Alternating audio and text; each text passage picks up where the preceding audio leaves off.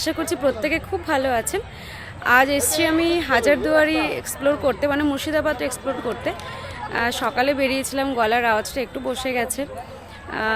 6টায় বেরিয়েছি বাড়ি থেকে, টাইমলি পৌঁছে গেছিলাম। একটু ওই রেজিনগরের পর থেকে একটু রাস্তা ওয়ান ওয়ে ছিল, খারাপ ছিল, কাজ হচ্ছিল, তো অসুবিধা হয়নি। ভেবেছিলাম যে এসে আজকে অনেকটাই করতে পারবো এক্সপ্লোর, কিন্তু হবে না। শুধু হাজারদুয়ারি, ইমামবাড়াটা তো পাশে, সেটা দুটো করে নেব। কালকে আফটার চেক আউট দেখি কি করি, কেন সময় নেই দুদিনের, মানে আজকে আর কালকে চেক আউট করে নেব। তো শেয়ার করবো আপনাদের সঙ্গে, দেখবেন। আশা করি প্রত্যেকের খুব ভালো লাগবে।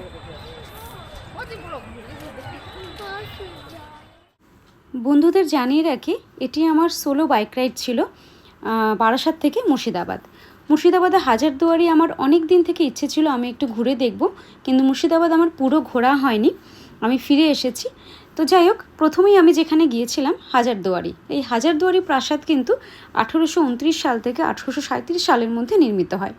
প্রাসাদটি যে নবাবের আমলে প্রাসাদটি তৈরি হয়, উনি হলেন হুমায়ুন চা। প্রাসাদটিতে মোট 1000টি দরজা রয়েছে, যার মধ্যে প্রায় 100টি কিন্তু নকল দরজা, কিন্তু দেখলে ভাববেন যে আসল দরজা। এটি তিনতলা বিশিষ্ট একটি প্রাসাদ। এর ঐতিহাসিক গুরুত্ব যদি আমি আপনাদের বলি, হাজারদুয়ারি প্রাসাদ ছিল নবাবদের প্রশাসনিক ও আনুষ্ঠানিক কার্যক্রমের কেন্দ্র। বর্তমানে এটি একটি জাদুঘর, যেখানে নবাবী আমলের অস্ত্র, চিত্রকর্ম, আসবাবপত্র, পাণ্ডুলিপি ও অন্যান্য ঐতিহাসিক নিদর্শন সংরক্ষিত আছে। একবার যাবেন নাকি? খুব সহজ, একদম বাসেও যেতে পারেন, ট্রেনেও যেতে পারেন, নিজেদের বাইক বা গাড়ি করে চলে যেতে পারেন হাজারদুয়ারি।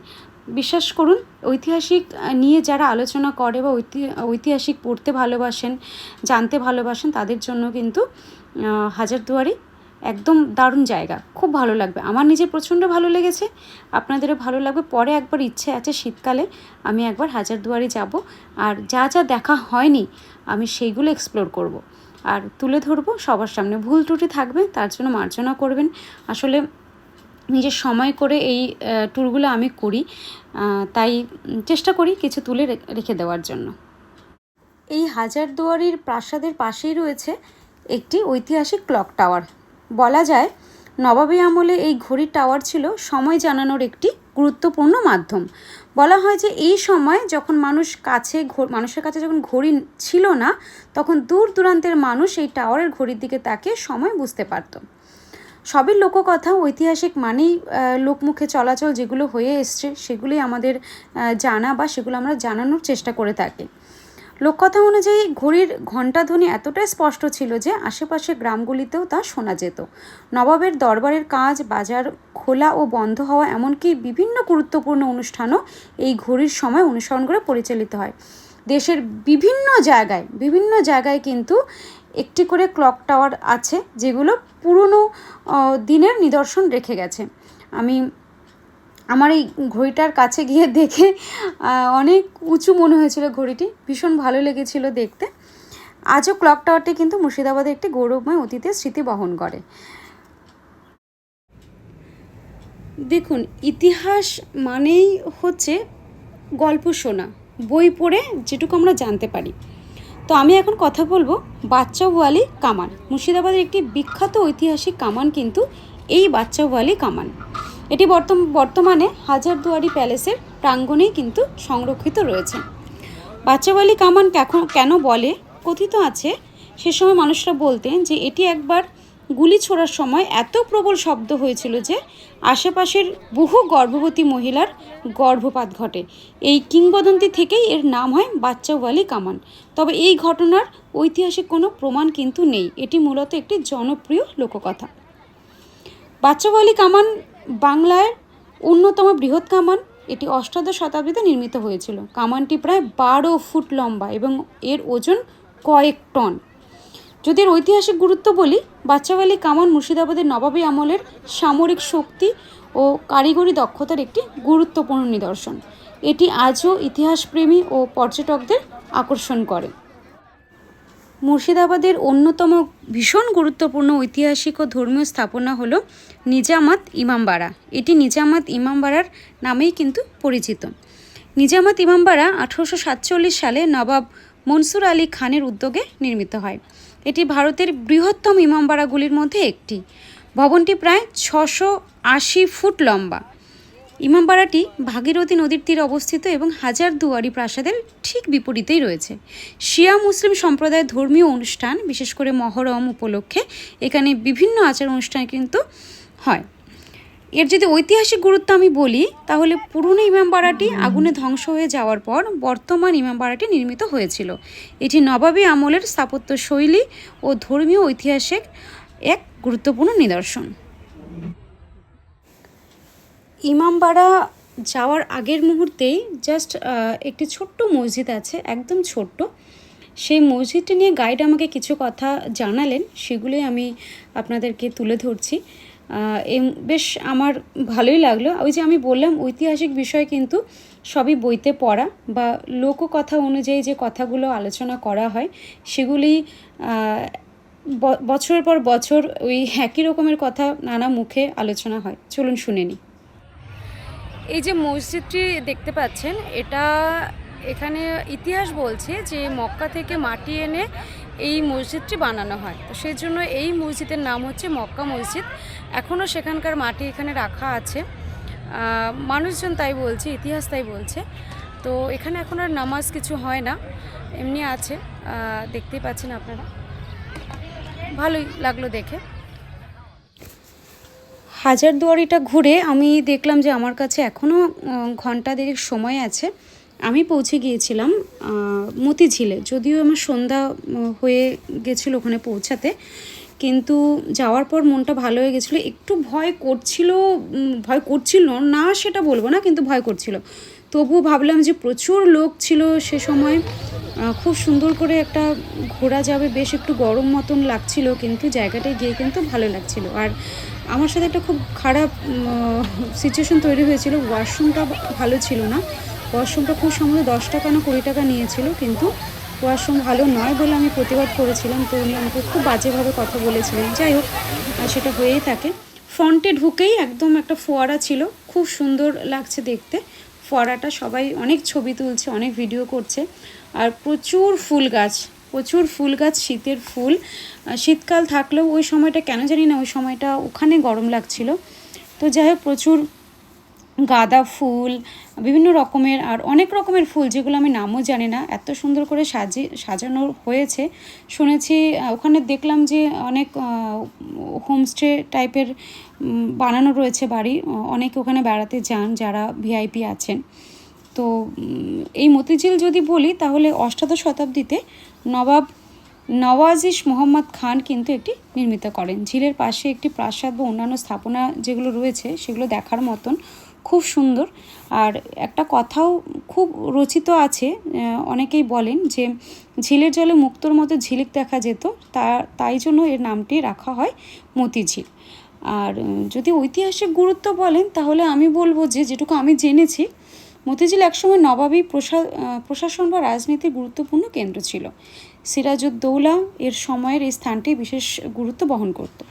তো আমি মতিঝিলটা, এই পুরো জায়গাটা দেখার পর আমি চলে গিয়েছিলাম হোটেলে গিয়ে আমি খাওয়া দাওয়া করে, যেহেতু সারাদিন প্রচণ্ড টায়ার্ড ছিলাম, খাওয়া দাওয়া করে আমি ঘুমিয়ে পড়েছিলাম। পরের দিন সকালে আমি কোথায় কোথায় গেছি, চলুন সেগুলো আমি দেখাচ্ছি। যেহেতু ভীষণ টায়ার্ড ছিলাম সারাদিন, তো খাওয়া দাওয়ার পরে ঘুম এসে গেছিলো। ঘুমিয়ে উঠে সকালবেলায় ফ্রেশ হয়ে ব্রেকফাস্ট করে আমি চেক আউট করে নিয়েছিলাম। আরেকদিন থাকলে ভালো হতো, কিন্তু কিছু করার নেই, ফিরে এলাম। তো আমি প্রথমেই সকালবেলায় ভেবেছিলাম যে বাড়ি থেকে রওনা না দিয়ে আমি ঘন্টা দুয়েক একটু ঘুরে কাঠগোলা যে বাগান রয়েছে সেখানে একটু ঘুরে আমি ফিরে আসব। তো প্রথমেই আমি এখানে দেখলাম একটা নোটিশ বোর্ড টাঙানো, অনেক কিছু লেখা রয়েছে। তো সেখান থেকে আমি টিকিট নিলাম। টিকিট নিয়ে আমি কিন্তু পৌঁছে গেলাম কাঠগোলা বাগানের যাওয়ার যে রাস্তাটা কিন্তু অত্যাধিক সুন্দর, খুব ভালো লাগছিল। পুরো জায়গাটা সবুজ আর ছায়া দেওয়া, মানুষ যাচ্ছেন আসছেন, প্রচুর মানুষ ওখানে গেছেন। আমি বাইক বাইরেই পার্কিং করেছিলাম, কোনো টাকা লাগেনি। তো টিকিট কেটে ঢুকে যাওয়ার পর আমি অনেক কিছু, ওখানে পোস্টারে লেখা ছিল কোনটা কোন জায়গা, নহবতখানা যেরকম, এরকম বিভিন্ন লেখা ছিল আর কি। তো প্রথমে দেখলাম একজন গাইড ছিলেন, আমি আর এই দিন গাইড নিইনি। গাইড অনেক কিছু বোঝাচ্ছিলেন কি এখানে স্নান করতেন ওখানকার যারা তখন থাকতেন, বাড়ির মহিলারা ওখানে স্নান করতেন, তো এইসব আর কি। যাই হোক, কাঠগোলা বাগানের বিষয়ে যেটুকু আমি জেনেছি সেটুকু যদি বলি, তো এটি তো একটি ঐতিহাসিক স্থান, অবশ্যই একটি সুন্দর একটি জায়গা। এখানে যে ধনী দুগার জৈন ছিলেন তার পরিবারের তৈরি ছিল এই প্রাসাদ বা বাগান। কাঠগোলা বাগান মুর্শিদাবাদ শহরের একদম কাছেই অবস্থিত রয়েছে। এটি ঊনবিংশ শতাব্দীতে কিন্তু নির্মিত হয়।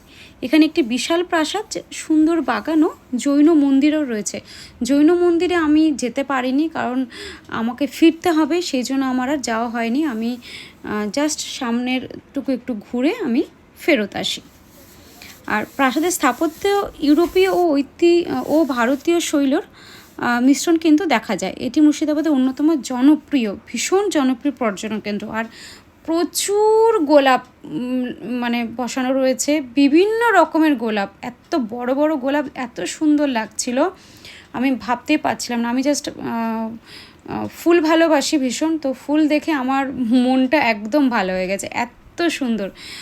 আর ভীষণ যত্নকান। ওখানে একজনকে জিজ্ঞেস করলাম, ওনারা একদম রেগুলারলি জল, ফার্টিলাইজার, পোকার ওষুধ, কাটিং যা যা করতে হয় সমস্ত কিছু করেন বলে এত সুন্দর লাগছিল বিষয়টা। তো পুরো জায়গাটাই তো সুন্দর, একটু বেশিক্ষণ থাকা গেলে হয়তো ভালো লাগতো। আর আমরা কম বেশি কিন্তু অনেকেই জানি প্রচুর বাংলা সিনেমা কিন্তু এই প্রাসাদে হয়েছে, প্রচুর বাংলা সিনেমা। আর এই ইতিহাস বলে না যে, মানে আমার জাস্ট ভাবতেই কেমন লাগছে, গায়ে কাটা দিয়ে ওঠে। ইতিহাস সম্পর্কে আমরা যখন জানতে যাই, সেই সময়কার এত কিছু দেখে, আমি যখন আগ্রা গেছিলাম, আমার 2টো গাইড নিয়েছিলাম আমি, আমার শুনেই এত সুন্দর লাগছিল ভেতরে ভেতরে, যে ইতিহাস সত্যি ভীষণ সুন্দর। আমরা যতটুকু জানি সবই তো লোকমুখে বা বই পড়ে আমরা জানতে পারি। আর এই প্রাসাদটার পাঁচিলে ইটে ইটে হয়তো কত গল্প, কত কাহিনী রয়ে গেছে, শুধু বোধহয় এই প্রাসাদ জানে, এই ইট জানে। ভীষণ ভালো লেগেছিল সব কিছু। আর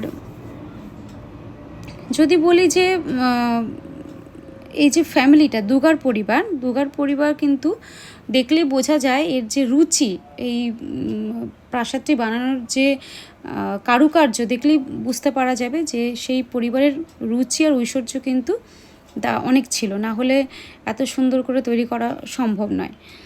আর এটি মুর্শিদাবাদের নবাবী যুগের ইতিহাস ও সংস্কৃতির একটি বিশেষ গুরুত্বপূর্ণ নিদর্শন।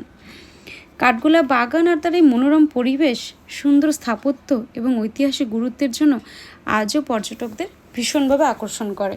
খুব কম মানুষই হয়তো আছেন যারা এখানে যাননি, প্রচুর মানুষ এখানে যান আর ঘুরে আসেন পরিবার নিয়ে, কারণ কলকাতা থেকে একদম কাছে মুর্শিদাবাদ। তো সবাই চাইলেই যে কোনো দিন, শীতকালে হোক বর্ষাকালে হোক, ঘুরে আসতে পারেন। যদিও ভেতরে ছবি তোলার অনুমতি নেই, সেজন্য আর ছবি তোলা হয়নি, যেটুকু পেরেছি এনেছি। প্রচুর বিছানা দেখলাম তাদের সময়কার, বেশ লাগলো, মনে একটা কেমন হচ্ছিল যে ঐতিহাসিক নিদর্শন তো সত্যি ভালো, কত যুগ যুগ ধরে রয়েছে। আর ছাদটা ভীষণ বড়, পরিষ্কার, নিট অ্যান্ড ক্লিন, একদম পরিষ্কার। আর বেশ রোদ লাগছিল, ওই জন্য খুব বেশি দেখা হয়নি। জাস্ট ছাদের ওপর থেকে নিচটুকু তো অসাধারণ লাগছে, গোলাপ বাগানে ভর্তি, ভীষণ সুন্দর। মানে আমার এই ট্যুরটা খুব ভালো হয়েছে, ভীষণ সুন্দর হয়েছে। একটু ভয় করছিল যে পারবো কি না, তারপরে ভাবলাম কেন পারবো না, অসুবিধা হলে ঠিক জানাবো সবাইকে। তো দারুণ কেটেছে আমার, আমি খুব সুন্দর করে এনজয় করেছি। তো এই রইল আমার মুর্শিদাবাদের ভিডিও। আরও অনেক কিছু দেখার ছিল, কিন্তু আমার যাওয়া হয়নি। আমাকে একটু তাড়াতাড়ি ফিরতে হবে, তার কারণ রাত হয়ে যাবে, অনেকক্ষণ সময় লাগছিল আসতে। আবার সত্যি বলতে সেদিন আমার বিকেল 4টের সময় একটা মিটিং ছিল, বর্ধমান থেকে একজন ক্লায়েন্ট এসছেন কৃষ্ণনগরে। তো ওনার সঙ্গে কথা হলো, আমি বললাম যে আমি এদিক থেকে ফিরছি, তাহলে ফেরার সময় আমি আপনার সঙ্গে মিটিং করে যাব। তো আমি টাইমলি না, আমি 5টায় পৌঁছেছিলাম, ওনারাও পৌঁছে গেছিলেন। আমি সেবার মিটিং করে তারপরে ফিরেছি। তো সেই জন্যই আরও কিছু দেখার ইচ্ছে ছিল, কিন্তু আর দেখা হয়ে ওঠেনি। তো যাই হোক, অনেক ভুল ভ্রান্তি থাকবে, ক্ষমা গুণে মার্জনা করবেন। সবাই ভালো থাকবেন, সুস্থ থাকবেন। যদি ভিডিও পারি করব, কারণ যখন আমি ভিডিওটা করেছিলাম তখন আমার কাছে ভিডিও করার মতন তেমন কিছু ছিল না। তো এখন টুকটুক করে অনেক কিছুই কেনা হয়েছে, দেখা যাক। আশা করছি পরবর্তীতে যদি দিতে পারি ভিডিও দেব। সবাই খুব ভালো থাকবেন, সুস্থ থাকবেন, খুব ঘুরুন, সাবধানে ঘুরুন। আজকে এখানেই, টাটা।